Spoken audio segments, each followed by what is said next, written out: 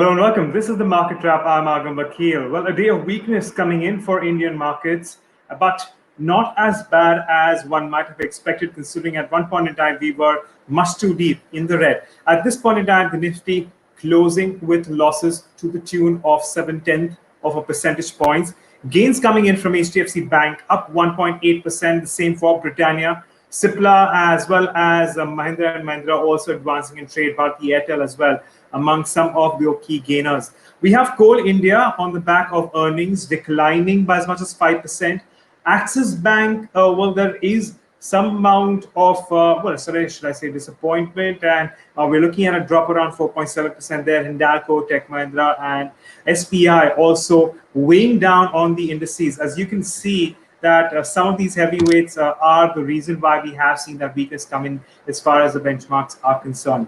When it comes to the broader markets, well, I would say not a very encouraging picture, considering we have one gainer for two losers on the NSE 500. And while we do have the likes of HUDCO locked in an upper circuit of 19%, the next largest gainer is Avanti Feed, which is up as much as nearly 11%.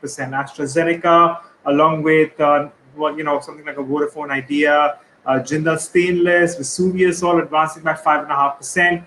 But on the losing end, Omax locked in a lower circuit of 20%. Do remember, Omax has had a stellar run over the last 2 weeks. We've seen a lot of weakness in Bharat Forge, again reacting to earnings, weakness in IFCI, now Bharat Ventures and Equitas Holding.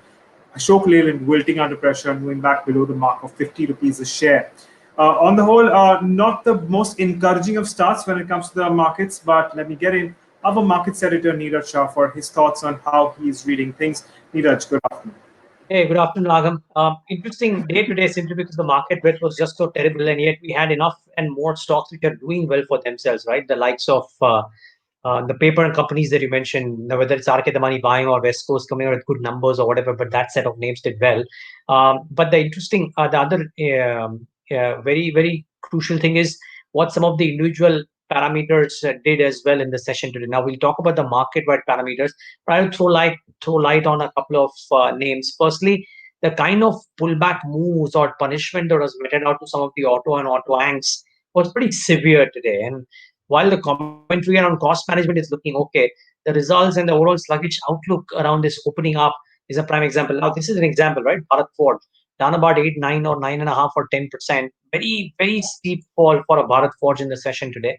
And I think it stems from the fact that while these stocks are at 52-week lows and the valuations may be comforting, world over, the opening up is looking very, very patchy. Things are opening up and then coming off. In India too, we are seeing that. And that's why I think a lot of others, like Trent, for example, in India, came off too. But the interesting bit is, we've been talking about it for the last few days, that can this current series see the revert of pharma, telecom, and those which were very quiet in the month of June. And I'm not saying this is the start of a trend, but today, all the two pure play telcos, which is both Bharti and Vodafone, had a fairly decent outing in the session. Vodafone Idea's numbers come out tomorrow, by the way. I think that the market, now that the economies look like not quite opening up in the same fashion, might want to get out of the high beta, and we're seeing that evidence of that because Bajaj Finance is coming the last few days off. HDFC Bank is not, but Bajaj Finance is, some of the others are. And telcos today have had a big move, both Bharti and Vodafone Idea. It'll be interesting to see what happens in the days to come. Could this be the series of pharma and telecom yet again? I think that's the question that a lot of people will be grappling with. Agam. For some of those cues. But of course, we want to very quickly talk about the 10,100 put specifically in this case today, because what we've seen is the most amount of addition in that 10,100 put. We've seen nearly 10 lakh shares added, and it doesn't really happen very often that so earlier on in the series that you see so much addition in the 10,100 put. Do remember, this also comes in the back of the little bit of recovery that we saw on the benchmarks from day's lows, which means that at this point in time, a significant amount of traders out there are betting against the Nifty closing below 10,100 this week. And that, of course, bears and augurs well for the markets, because at least in the near term, 10,100 will offer some sort of near term support. With that, the 10,100 level becomes very important over the next 3-4 days.